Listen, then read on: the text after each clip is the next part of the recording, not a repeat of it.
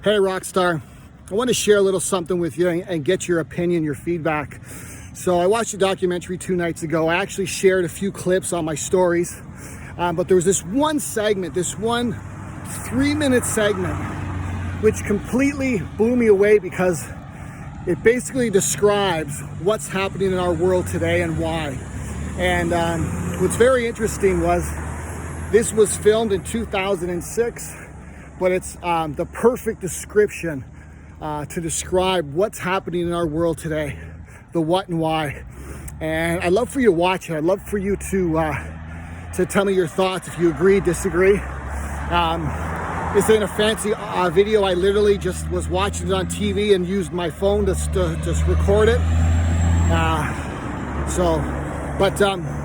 Two questions. Do you agree with the quote from Mother Teresa? And number 2, is it possible that a certain election, a certain recent election, was won because of this? I would love to know your thoughts. I'd love to hear more. I think we all need to have a better understanding of what's happening in the world, because I personally believe we're going through a major transition, which is for the good, but there's always going to be a lot of ugly in the beginning before we get to the other side. So let's talk. Love to hear your opinions and thoughts, and happy Friday.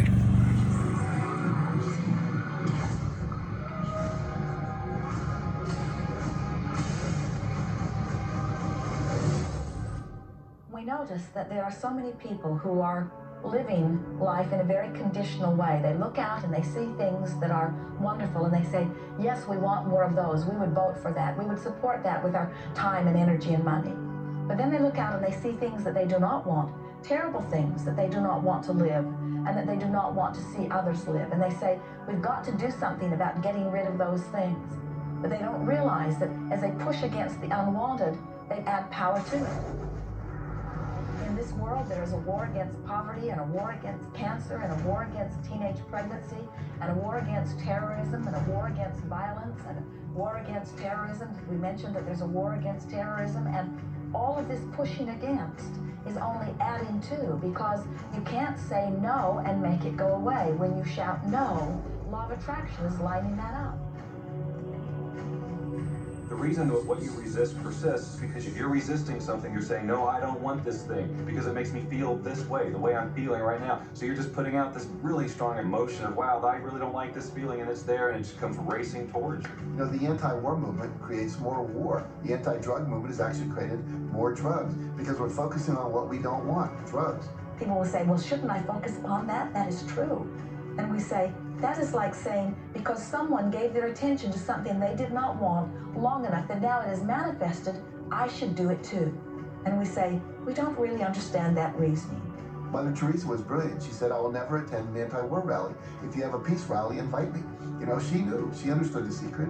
I mean, look what she manifested in the world. So if you're anti-war, be pro-peace.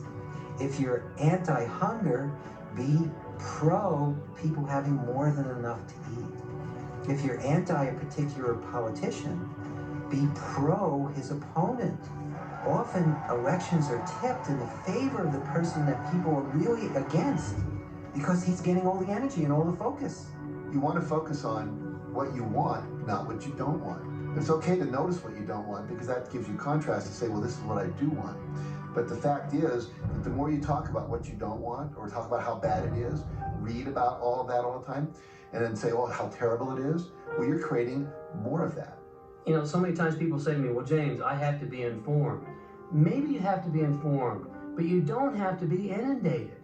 Learn to become still and to take your attention away from what you don't want and all the emotional charge around it, and place the attention on what you wish to experience. I would say when the voice and the vision on the inside become more profound and more clear and loud than the opinions on the outside, you've mastered your life.